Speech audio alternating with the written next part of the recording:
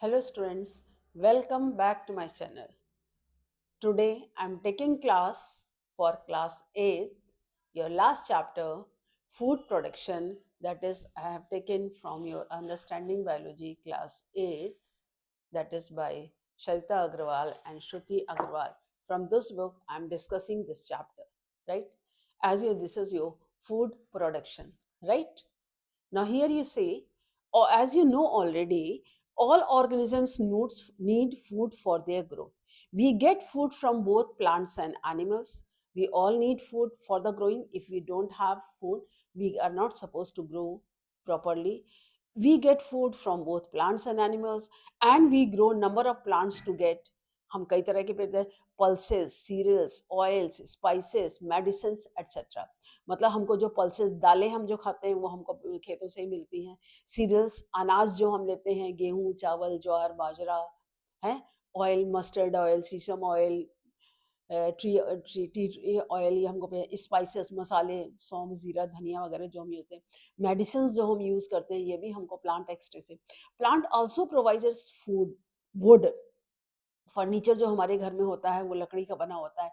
Fibres होते हैं जैसे सिल्क फाइबर है, सन हेम फाइबर है, जूट फाइबर है, रेजिन्स हैं, डाइज हैं, कलर्स हैं, ये हमको फ्लावर से मिलते हैं. एनिमल्स प्रोवाइड्स अस, एनिमल्स जानवरों से हमको दूध मिलता है, अंडे मिलते हैं, मीट मिलता है, हनी जैसे है, लाख जो हम वो सीलिंग के लिए जब हम कहीं पार्सल करते हैं तो लगाते हैं, सिल्क है, और भी कई आइटम्स जो होते हैं जो हमें मिलते हैं. And A number of microbes भी जो होते हैं, जो बहुत सारे माइक्रो ऑर्गेनिजम्स होते हैं, जैसे लाइक बैक्टीरिया है, फंजाई है, फंजाई है, तो ये यूजफुल भी होते हैं कुछ कामों में. यानी they are also useful to us in many ways. Production of curd, bread, cakes, vinegar, alcohol, antibiotics, vaccine.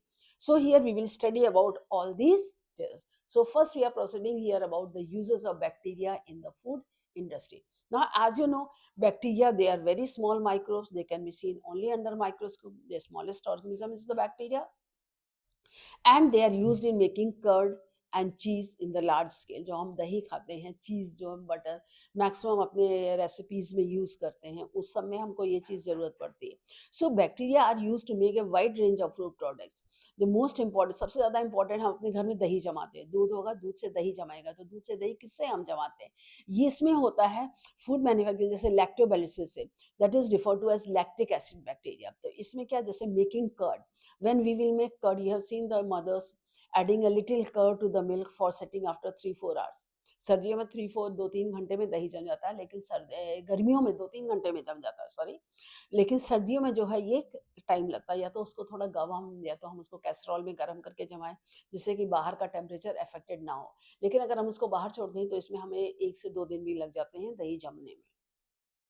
तो milk is converted into curd in the presence of lactobacillus bacteria. So milk is converted into curd by the lactic acid. Lactic acid, that is the lactobacillus. So if we observe a drop of curd under the microscope, अगर हम एक curd को microscope में देखें तो वही hundreds and thousands of these bacteria होते हैं. अगर छोटा सा एक ड्रॉप भी हम उसमें डाल के देखते हैं तो हम उसमें देखते हैं thousands बैक्टीरिया प्रेजेंट होते हैं. तो when lactic acid when added to milk, they grow at enormous rate. जब हम उसमें करते हैं तो जो बहुत तेजी से जो है वो डेवलप होते हैं. Only a small amount of bacteria, just a teaspoon, added to the fresh milk. छोटा सा 1 चम्मच ही डालेंगे तो फ्रेश मिल्क में, तो that starts converts the whole bacteria milk into curd at suitable temperature, जैसे 25 से 30 डिग्री पे. अगर सर्दियों में टेम्परेचर जब हमारा कम होता है तो इसमें ज़्यादा टाइम लगता है, तब जल्दी नहीं जमता है दही. क्यों? बैक्टीरियल ग्रोथ स्लो होती है. And these bacteria also have a nutritive value by increasing the vitamin B12 content. इसकी न्यूट्रिटिव वैल्यू भी जो होती है अगर हम उसको B12 कंटेंट ऐड करें. अब जैसे मेकिंग ऑफ योगर्ट, योगर्ट यानी दही.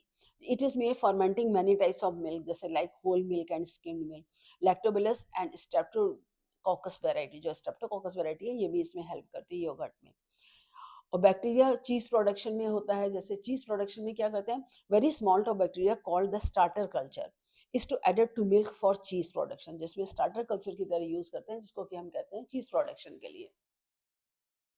इसमें जब हम आते हैं तब हम देखते हैं कि जैसे lactic acid used as a starter culture in cheese production. उसमें चीज प्रोडक्शन में होता है। And the culture grows in the milk, culture जो है मिल्क में ग्रो करता है, and it converts the sugar lactose into the lactic acid, lactose को लैक्टिक एसिड में चेंज करता है, and ensures correct level of acidity and gives the cheese its moisture।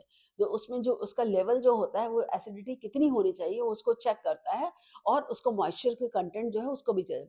As the चीज राइपन, जैसे ही reach होते हैं, the culture give it balanced aroma, उसमें balanced test और टेक्सचर होता है, and is also responsible for the wholesale चीज। भाई जब गैस निकलती है ना, तो गैस जैसे ब्रेड में प्रोबायोटिक फूड जैसे जैसे ड्रिंक्स हैं, yoghurts contain selected strains of use well well. इसमें क्या products they have become popular, products popular क्योंकि बिकॉज ऑफ हेल्थ बेनिफिट, क्योंकि जैसे चीज़ हम लोग बहुत यूज़ करते हैं, दही हम लोग बहुत खाते हैं, तो ये प्रोडक्ट हैं बहुत कॉमन है हमारी सोसाइटी में हेल्थ बेनिफिट्स के लिए, क्योंकि दही का तो बहुत ही यूजफुल है हमारी बॉडी के लिए।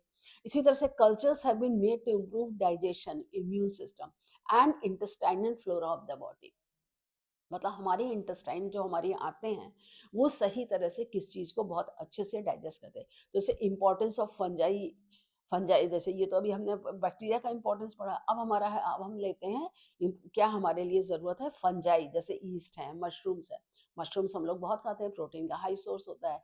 ईस्ट है, जैसे ब्रेड बनाने में बेकिंग सोडा की जगह काम करता है, तो yeast single cell fungi used in making of bread, vinegar, ये मतलब हमारा जो सिरका बनता है, alcoholic beverages हैं like beer and wine, तो several varieties of mushrooms are used as a food। जैसे importance of yeast, yeast का importance में क्या होता है, yeast in bread making, when a pinch of yeast is added to flour, yeast ferment sugar to alcohol का, तो east मतलब जो हमारे ये जो उसमें जो अल्कोहल ग्लूकोज प्रेजेंट होता है, तो वो उसको शुगर और अल्कोहल में तो कार्बन डाइऑक्साइड निकल जाती है, जब carbon dioxide produces bubbles it makes the dough rise and make light in texture, उससे क्या होता है वो फूल जाता है, हल्का हो जाता है, वॉल्यूम में ज़्यादा होता है, और उससे जो है स्पॉन्जीनेस, स्पॉन्जी हो जाता है। एंड इसी तरह से केक्स हैं, ब्रेड है, ये देखिए केक मेकिंग है, ब्रेड मेकिंग है, तो इसमें क्या ये राइजिंग डफ होता है, तो इसमें क्या है हमने बैक्टीरिया मिलाया तभी फिर इससे जो है हमारे ये जो है ब्रेड बनती है, केक बनाते हैं, केक में भी यही फर्मेंटेशन में काम आता है।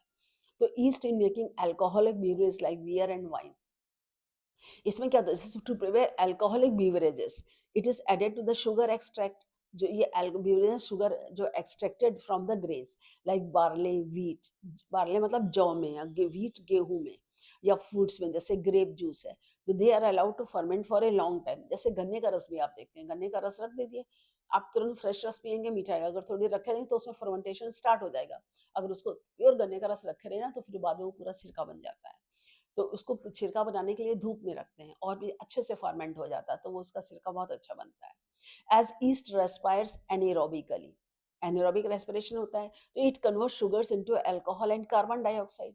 भाई जब उसके लास्ट एनारोबिक रेस्पिरेशन के प्रोडक्ट्स क्या होते हैं, ethyl alcohol and carbon dioxide, तो ग्लूकोज शुगर जो होता है ईस्ट होते हैं, तो उसमें अल्कोहल और कार्बन डाइऑक्साइड गैस के रूप में बाहर निकलती है, अल्कोहल बदलता है। अब यही depending upon the type of the sugar use, different types of alcohol beverages are obtain, तो किस टाइप की शुगर आपने ये यूज़ की है उसके हिसाब से जो है उसमें सारे ये बिवरेजेस मतलब जो ड्रिंक्स बनती हैं उसी से। जैसे beer is made from barley, beer जो होती है बार्ले जूस से बनती है, wine is made from grape juice. अब जैसे इस चीज़ प्रोसेसिंग में हम यूज़ करते हैं, तो चीज़ प्रोसेसिंग में क्या होता है, इसमें special species of fungi are added in the final processing fermentation, जो स्पेशल इस पर जो फंजाई होते हैं वो फर्मेंट करने के लिए देते हैं, जिससे कि डिस्टिंक्ट फ्लेवर टू द, जिससे कि ईस्ट के जो चीज़ के जो है अलग अलग फ्लेवर्स बनते हैं। जैसे फॉर एग्जांपल है ब्लू चीज़, इसमें स्पोर्स ऑफ फंजम पेंसिलियम के they are added fermentation stage to get desired colour, तो जब हम पेंसिलियम उसके फेवर करते हैं चीज़ में होते हैं, तो उसको लिए हम जो है अलग हमको डिजायर कंसंट्रेशन फ्लेवर मिलता है। अब इसी तरह से जैसे इंपॉर्टेंस ऑफ मशरूम्स है, तो मशरूम्स है several variety of mushrooms grows as a food, mushrooms they are rich source of proteins, vitamins and the mineral. जैसे ये मशरूम का ये स्ट्रक्चर मशरूम का होता है, लेकिन मशरूम जो फॉर्मिंग होती है, तो ये फॉर्मिंग में देखिए ये मशरूम बनते हैं, ये क्या होते हैं, ये वाइल्ड जगह पे, खत में, कूड़े में, जगह में, बरसात में, आप कहीं भी जगह ये मशरूम्स आप देख सकते हो। तो जिसमें ये जो माइसिलियम होता है, स्टॉक होता है, यहाँ पर ये ग्लेल्स होते हैं, इसी में स्पोर्स होते हैं, ये कैप लाइक होता है। तो ये तो बटन मशरूम एगेरिकस है, oyster mushroom pleurotus, paddy straw mushroom वोलिटर, तो mushrooms can be grown in tray inside the house under a controlled temperature. They can be cultivated in compost or in agri. तो agricultural waste क्या होता है भाई, हम उसके दाने यूज करते हैं, सीरियल्स होते हैं, बाकी जो प्लांट का पार्ट होता है वो वेस्टेज, उसी को हम एग्रीकल्चरल वेस्ट बोलते हैं। तो ये जो मशरूम कल्टीवेशन सब में क्या होते हैं, 4 मेजर स्टेप्स होते हैं।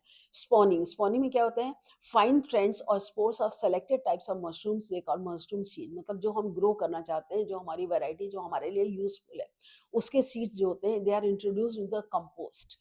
कंपोस्ट आपको मालूम है, गोबर से बनी खाद जो होती है, and allow to multiply for 2 to 3 days। then a thin layer of wet soil is spread to cover it, तो एक पतली लेयर जो है मिट्टी की उसके ऊपर कवर करने के लिए डाल देते हैं। Then it helps them provide the humidity and the temperature is kept between 20 to 25 degree centigrade. फिर उसके बाद क्या होता है, ये देखिए मशरूम दे, तो जब इन अबाउट 2 to 6 वीक, 2 से 6 हफ्तों के, मतलब 2 से 15 दिन से 1.5 महीने के बीच में, they grow in the fungi required space and button mushrooms become visible and grow inside. तब इसमें जो है ये बटन लाइक आप मशरूम देखते हैं, जो आप देखते हैं पैकेट में मिलते हैं मार्केट में आपको, plugged before they start producing spore. तो इससे पहले कि ये स्पोर्स प्रोड्यूस करना शुरू, उसके पहले इनको प्लग कर लिया जाता है और पैकेट करके इनको मार्केट में भेज देते हैं। And the mushrooms being delicate perish soon, मतलब बहुत डेलिकेट होते हैं, जल्दी खराब होते हैं। So they are process to increase the shelf life, तो इसीलिए उनको प्रिजर्वेशन फ्रिज में रख के प्रिजर्व करके किया जाता है। आजकल आपको सब्जी मंडी में भी मशरूम्स के पैकेट्स मिल जाएंगे, बहुत इजीली हैं। It is very now common to इधर। अब आते हैं हम एग्रीकल्चर, मतलब हमारी खेती पे। Food and cash crop. Cash crop यानी कि जिसको बेचने से हमको पैसा मिलता है, और फूड यानी कि जो हमारे खाने के लिए इस्तेमाल होती है। So agriculture is a science of farming including cultivation of crops. Various types of crops are cultivated like wheat, corn, fruits, vegetables, cotton, tea, coffee, spices. ये सब चीजें जो है हम खाते हैं, कॉमन है। तो इसमें क्या होता है, कल्टीवेटेड क्रॉप्स 2 कैटेगरीज में आती हैं। आप देखिए, food crops and cash crop. Food crops, crops that are cultivated for food, जैसे वीट, गेहूं, कॉर्न, मक्का, फ्रूट्स और वेजिटेबल जो हम अपने कॉमन यूज करते हैं। कैश क्रॉप, जिनको बेच करके किसान कैश पैसे जल्दी मिलता है, जैसे कॉटन है, टी है, कॉफी है, इनको बेच के तुरंत पैसे, इनको हम cash crop. Cotton, tea, coffee, they are examples of cash crop. Wheat, corn, fruits, vegetables, they are examples of food crop. आपके पेपर में एग्जांपल्स अक्सर पूछे जाते हैं पूरे इसमें। अब देखिए यहाँ पर हम आपको एग्जांपल्स बताते हैं। Food crops grown in India. Cereals में क्या होता है, व्हीट, बार्ले, कॉर्न, राइस, गेहूं, जौ, मक्का, ये आपका गया, ये चावल, राइस, पैडी क्रॉप होते हैं। पल्सेस में बीन, ग्राम, पी। बीन्स होते हैं जैसे हम खाते हैं, सेम होते हैं। ग्राम मतलब ये ग्राम, चना, पी, मटर। ऑयल क्रॉप जैसे मस्टर्ड है, ग्राउंडनट है, सनफ्लावर है, बेसिकली यही ऑयल इंडिया में यूज होते हैं। रूट क्रॉप्स में जैसे स्वीट पोटैटो, शकरकंद है, बीट रूट, ये बीटरूट से शलजम आती है, कैरेट, गाजर, रेडिश, मूली। स्टेम्स जैसे पोटैटो है, जिंजर है, ऑनियन है, अदरक सभी यूज करते हैं, प्याज करते हैं, आलू, प्याज, अदरक। वेजिटेबल्स में जैसे कैबेज, बंद गोभी है, कॉलीफ्लावर, फूल गोभी, स्पिनैच, पालक, टोमेटो, टमाटर, ड्रम स्टिक, सहजन की फली, ब्रिंजल, बैंगन। फ्रूट्स में एप्पल, मैंगो, ग्रेप्स, बनाना, ये कॉमन फ्रूट्स होते हैं। अगर हम ये कैश क्रॉप्स की बात करें, ये देखिए cash crops grown in the field. तो कैश क्रॉप्स में क्या होते हैं, फाइबर्स होते हैं, कॉटन, जूट। आपके पेपर में एग्जांपल चाहिए, fibre, cotton suit, beverages, T and coffee, oil seed, linseed oil, groundnut और कैस्टर ऑयल। ये सब मार्केट बेसिस पे सेलिंग के लिए ज़्यादा होती है। Plantation crop, rubber, sugar cane, मतलब जिसके प्लांट्स होते हैं उनके प्लांट से हमको जो होती है, तो रबर और शुगर केन ये प्लांटेशन क्रॉप्स में आता है। ठीक है, नेक्स्ट आते हैं horticulture. Horticulture branch cultivation of fruits, vegetables and flower, branch of science under which, मतलब it is a branch of science of agriculture which deals with the production of cultivation of fruits, vegetables and flower. Basically cultivation of fruits, vegetables and flower, this comes under horticulture। ये branch की science को हम horticulture. Agriculture commonly science of farming, farm में हम कोई भी चीज उगाएं। And large number of vegetable, fruits and decorative flowers crops they are growing, जैसे वेजिटेबल क्रॉप, टोमेटो है, स्पिनक है, कैबेज है, कॉलीफ्लावर जैसे टमाटर है, पालक है, बंद गोभी है, फूल गोभी है। फ्रूट्स में जैसे मैंगो है, पाइन एप्पल है, ग्रेप्स हैं, बनाना है, ऑरेंज है, ये सब आप इजीली आप जानते हैं। डेकोरेटिव जैसे बोगनविला है, फर्न्स है, कोलियस है, क्रोटन्स है, ये देखिए एग्जांपल फ्लावर्स आपको इसमें दिए हुए हैं डायग्राम्स में। डेकोरेटिव फ्लावर्स है जैसे रोज है, जैस्मिन है, सनफ्लावर है, ग्लैडियोला है, ग्लैडियोलस है, क्राइसेंथेमम है, ये सब कॉमन डेकोरेटिव फ्लावर्स आप जगह जगह देखते हैं। जैसे सिंपल छोटी सी, curd is found by lactobacillus bacteria. Crops which are grown for sale and profit, they are called cash crop. Yeast is a single celled fungi used in making bread. Branch of biology that will cultivation of decorative flowers, horticulture. है देखिए, horticultural decorative flowers. अब next हम आते हैं organic farming and green revolution. What is organic farming? Organic farming is a method of crop and livestock production without the use of pesticide fertilizer. मतलब बिना chemicals के जो हम और क्रॉप्स ग्रो करते हैं उसको हम करते हैं, जिसमें कि हम गोबर की खाद डालते हैं, फ्रूट्स एंड वेजिटेबल्स के, जैसे हमारे सब्जी के छिक्कल हैं, फ्रूट्स के छिक्कल हैं, पेड़ पौधों की पत्तियां हैं, प्लांट्स के वर्न आउट पार्ट्स हैं, उनको हम एज ए फर्टिलाइजर यूज करते हैं, तो वो हमें ऑर्गेनिक फॉर्म। जेनेटिकली मॉडिफाइड और एंटीबायोटिक्स एंड ग्रोथ हार्मोन, मतलब इसमें जो ये सब चीजें जो फर्टिलाइजर्स हैं, केमिकल हैं, वो हम यूज नहीं करते हैं। So it is a farming system to raise crops in such a way they keep the soil fertile by the organic waste and bio fertilizer. जो हमने भी आपको एग्जांपल्स दिए, ये सारे बायो मीन्स लिविंग, तो लिविंग ऑर्गेनिज्म के जो dead and decayed organic parts, उससे जो फर्टिलाइजर्स बनता है उसको हम bio fertilizer. The fertilizers which are made by the dead and decayed part of living organism, that is called biofertilizer. It is also aims at increasing by the production of crops in an eco-friendly and pollution-free environment. जो eco-friendly और pollution-free environment में organic, जो इसके main steps क्या है? Protecting long-term fertility of soil by using biofertilizers. Soil मतलब ये जो मिट्टी की जो उर्वरक क्षमता, जो उसके ग्रोथ करने की फर्टिलिटी रेट जो है, लंबे समय तक जो है मिट्टी खराब नहीं होती। अगर हम केमिकल्स यूज करेंगे तो उससे मिट्टी की उर्वरकता जो है, जो उसकी फर्टिलाइजर प्रोडक्शन कैविटी है, वो जल्दी खत्म हो जाती है, बैरन हो जाती है सॉइल। अब इसमें क्या, crop nutrients by the action of soil micro, जो न्यूट्रिएंट्स होते हैं हम सॉइल के माइक्रो ऑर्गेनिजम्स की सहायता से थे। Providing nitrogen through the use of जैसे लेग्यूमिनस क्रॉप है, क्रॉप रेसिड्यूज और मैन्यूर्स है, उसको कहते हैं ना कि प्लांट रेसिड्यू ऑफ प्लांट और एनिमल रेसिड्यूज को हम यूज करते हैं। Weeds and pest control mainly crop rotation जो होता है, नेचुरल प्रीडेटर्स होते हैं, conservation of wild life and natural habitats around the organic. Sir चीज को हम नेचर में प्राकृतिक तरीके से करेंगे, ये उसकी इंपॉर्टेंस ये है। अब जैसे ग्रीन रेवोल्यूशन, हरित क्रांति से, green revolution in India, it was a period when the agriculture India increase its yield due to improve agronomic technology. मतलब ये जो प्लांट्स के ग्रो करने की अलग अलग वेराइटी, एग्रोनॉमिक टेक्नोलॉजी से, जिससे कि अच्छी वैरायटीज के प्लांट्स को ग्रो करके, it followed by developing countries like India to overcome poor agricultural productivity. It started in India in the early 1960s and led to many folds increase in the food grains production. 60s से start हुआ है, अब तो grain production इतना नहीं। उसमें क्या होता है कि हम एक नॉर्मल वैरायटी जो हमारी है और एक जो हाई यील्डिंग वैरायटी है, उसको क्रॉस करके हाइब्रिड सीड्स का, अब आजकल तो आप देख रहे हैं हाइब्रिड सीड्स का बहुत ही ज़्यादा इस्तेमाल हो रहा है। तो ये हाइब्रिड सीड्स जो होते हैं हमारे खेतों की उर्वरक क्षमता को बढ़ाते हैं, लेकिन साथ साथ इसको हमें अपने ऑर्गेनिक फार्मिंग को भी नहीं भूलना है।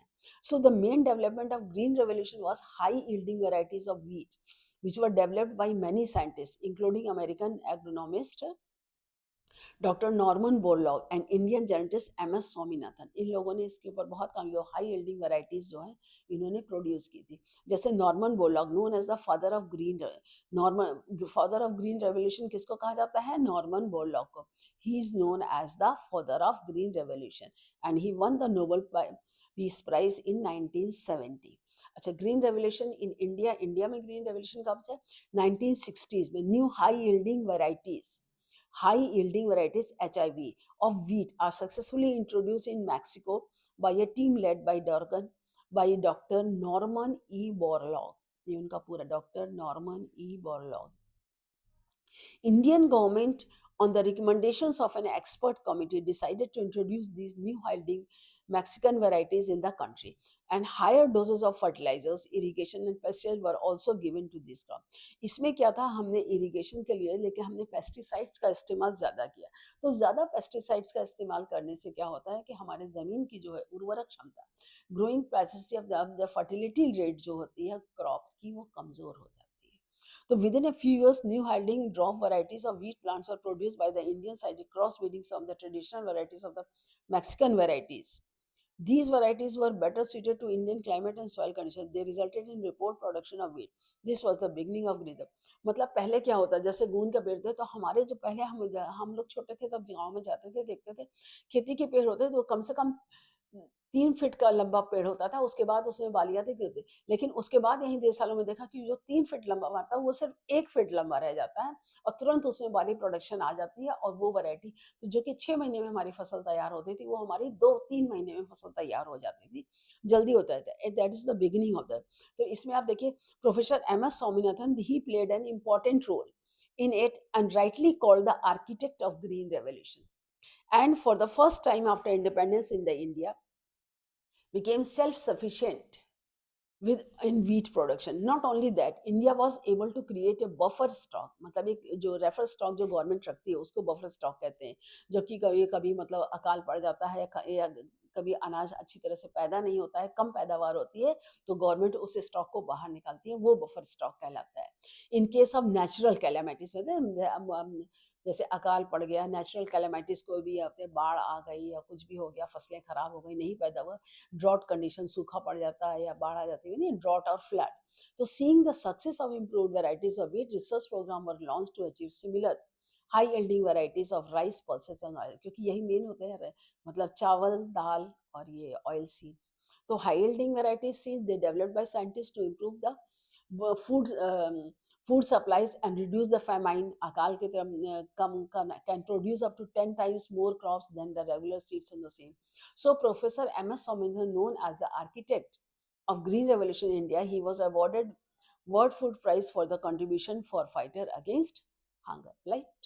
Okay, the next one is the animal husbandry. Animal husbandry means domestication of animals has been an age old phenomenon because animals provide us with milk, egg, meat, and honey. To bring a revolutionary increase in the production of these products, selective breeding of animals and their care is essential. So it is achieved by the animal husbandry. जो domestic है मतलब पालतू जानवर जो होते हैं, पुराने जानवर होते हैं, उसमें मिल्क का प्रोडक्शन कैसे है, क्योंकि इससे हमको मिल्क, एग्स और meat, basically milk, egg, meat, honey. तो रिवोल्यूशन इसमें आई कि जिसमें कि जो है इनके प्रोडक्शन जो बढ़ सके। उसके लिए क्या, animal husbandry branch of biology that deals with the breeding, feeding, shelter and caring of the domesticated animal. It includes breeding, proper feeding means breeding, अच्छी तरह से ब्रीड देते, proper feeding, and health care in the livestock, cow, buffalo, horse, sheep, goat, camel, for maximum. It also includes poultry farming, fisheries, sericulture and apiculture. ये दोनों अलग होते हैं। अब एडवांटेजेस क्या होते हैं एनिमल से, increased milk production through dairy और कैटल फार्मिंग, जो increased milk production dairy cattle, increased production of eggs through poultry, egg की जो प्रोडक्शन क्षमता बढ़ गई पोल्ट्री फार्मिंग से, improved quality of fish by pisciculture, मतलब फिश पालने से, मतलब तालाब खोद करके फिश को अलग से प्रोडक्शन करने से फिश का प्रोडक्शन बढ़ गया, प्रोडक्शन ऑफ गुड होनी थ्रू कीपिंग एपीकल्चर, एपीकल्चर मतलब शहद की ज़रूरत आजकल देख रहे हैं बढ़ ही रही है, तो एपीकल्चर मतलब थोड़े छोटे मोटे तरीके से एपीकल्चर के थ्रू घर में ग्रो करने से, मधुमक्खियों को पालने से, तो इसमें प्रोडक्शन अच्छा होता है। Production better silk varieties through sericulture, रेशम कीट के होते हैं, ये हैं जो कि मलबरी लीव्स पे फीड करते हैं, इसको करने से जो है इसका प्रोडक्शन बढ़ गया। अब मिल्क ईल्डिंग वैरायटी को हम मिल्च एनिमल्स कहते हैं। What are milch animals? दूध देने वाले जानवर। मिल्क ईल्डिंग, मिल्क प्रोडक्शन, जो हमको दूध देते हैं उनको हम मिल्च एनिमल्स कहते हैं, जैसे cow, buffalo, goat, camels, they are important milk production animals of our country. जैसे डेयरी ब्रीड्स में है cow and buffalo, they yield good amount of milk. Cow's milk nutritious and easy to digest, गाय का दूध हल्का होता है, जल्दी पच जाता है। And the milk of buffaloes contain more fat, buffalo को ज़्यादा फैट होता है than cow's milk. Goat's milk consider more nutritious and sometimes is preferred over cows milk specially for children. जो बकरी का दूध होता है वो उसको भी प्रेफर किया जाता है, but goats and cows milk is not produce in large amount. लेकिन बकरी और गाय का दूध जो होता है ज़्यादा प्रोडक्शन में ज़्यादा नहीं पैदा होता है, कम पैदा, उसका मतलब जो प्रोडक्शन है उसका कम है। Hence buffaloes are the major source of milk अंदर, क्योंकि और camels means relished by desert dweller। Camel ये तो मतलब रेगिस्तान में पाया जाता है, तो जो डेजर्ट में जो रहते हैं लोग उनको कैमल का मिल्क मिलता है। अब जैसे ब्रीड्स काउ हैं, cattle farming, it is done for to work. Cows provide milk and the males called bulls, they are used for draught work like ploughing, harvesting, transportation of agricultural product. तो एक तो cows हमें milk देती है और इनके जो bulls produce होते हैं वो प्लफिंग में काम आते हैं, हार्वेस्टिंग, ट्रांसपोर्ट है, एग्रीकल्चर में इनका यूज होता है, जैसे बछड़े बैल के रूप में है, प्रोडक्शन में सामान को ले जाने में इधर उधर यूज होते हैं. So more than 30 popular brands of cows of India, they are classified in three main: draught breed, dairy breed, dual breed. तो इनको मेन कितने तीन ब्रांचेस कौन कौन सी तीन है? Draught breed, dairy breed, dual breed. तीन मेन में क्लासिफाई किया गया. ये थ्री, इन थ्री में क्या? First draught breed, dairy breed, dual breed, right. अब इसमें आप देखिए, ये देखिए, draught breed, dairy breed, dual breed. अब ड्रॉट ब्रीड्स में, ड्रॉट ब्रीड्स जो होती हैं, they are strong and sturdy and are use for draught work, जैसे bulls used for drawing carts, ploughing and transporting. The cow gives less milk, जैसे मालवी है, Negri है, लेकिन इनसे जो पैदा हुए जो बछड़े होते हैं ये बहुत ताकतवर होते हैं, मजबूत होते हैं, तो उसको उनको ड्रॉइंग कार्ड्स, प्लफिंग और ट्रांसपोर्टिंग में इनको ज़्यादा यूज़ किया. जैसे ये गाय है मालवी. अब जैसे रेड सिंधी साहिवाल गाय, सिंधी गाय होती है, तो ये high milk yield. Bulls of these breeds are poor but carrying load for care. But Gir, red Sindhi, Sahiwal, जैसे ये साहिवाल गाय, लेकिन इसके बछड़े कमजोर होते हैं, नहीं देते हैं, लेकिन इसकी गाय के जो मिल्क प्रोडक्शन है वो बहुत ज्यादा होता है. और जो डुअल पर्पस यानी कि दूध भी अच्छा देती है, और जैसे देवनी है, डांगी है, हरियाणवी है, थार पारकर है, ये जो गायें होती हैं ये क्या होती हैं? दूध भी अच्छा देती हैं और इनके बछड़े भी मजबूत होते हैं. This are dual birth, yield good milk and can be used for draught work. Cows are fairly good milk yielders and the bulls are good for draught work. जैसे थारपारकर है, डांगी है, देवनी है, हरियाणवी है, ये तो यही जो है ये भारत में ज्यादा पाई जाती हैं. नॉर्मल जो हम देसी गाय कहते हैं वो इसी कैटेगरी में आती हैं. कुछ मालवी में आती हैं, जबकि देवनी गाय ज्यादा होती है. Now, to increase the milk production of the Indian cows like Sahiwal and Red Sindhi crossbreeding, it is done with Indian cows and crossbreed with the European bulls. जो भारत की देसी गाय होती है इंडियन काउस, उनको क्रॉस यूरोपियन बुल से कराते हैं, brownish Swiss, Jersey. Then the new crossbreeds such as Curran Swiss and Curran Ferries yield 2-3 times more the milk than Indian. जो साधारण गाय होती है क्या 1.5 से 2 लीटर दूध देती है एक टाइम में, 1.5 से 2 लीटर दूध है. लेकिन जो ये मिल्क सिंधी काऊ होते हैं ये एक टाइम में 7 से 8 लीटर, कुछ कुछ तो 10 लीटर तक दूध एक टाइम में देती हैं, और 10 लीटर दूध दूसरा टाइम में देती हैं. तो इसलिए ये और इसका दूध बहुत, इसकी क्वालिटी, रेड साहिवाल गाय की तो मैंने खुद यूज़ किया. साहिवाल गाय का दूध मेरे घर में थी, बहुत अच्छे उसके मिल्क की क्वालिटी होती है, उसका खोया, उसका ब्रेड, उसके हर प्रोडक्ट्स बहुत अच्छे बनते हैं. अब जैसे ब्रीड्स ऑफ बफेलो है, important breeds of buffalo, they high milk yield, जैसे मुर्रा भैंस है. Original breed of Punjab and Haryana है, महसाना है. Original breed of Gujarat and Vadodara and Mehsana, Surti है. Original breed of Gujarat from Kaira district है. अब व्हाइट रिवर है. व्हाइट रिवर ये क्या है? Refer to increase production of milk by the use of improved varieties of cause and buffalo.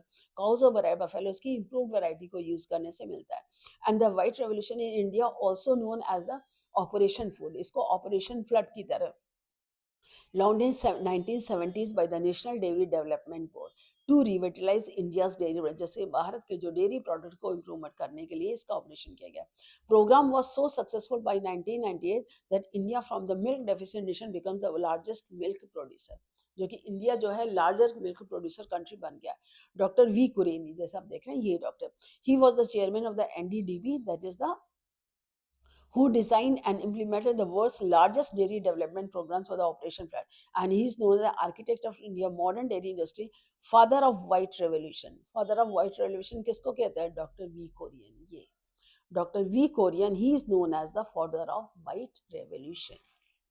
अब जैसे पोल्ट्री है, अंडे देने के लिए मुर्गियों को पालन, मुर्गी पालन है, तो poultry farming means rearing of chickens, ducks and turkey for eggs and meet.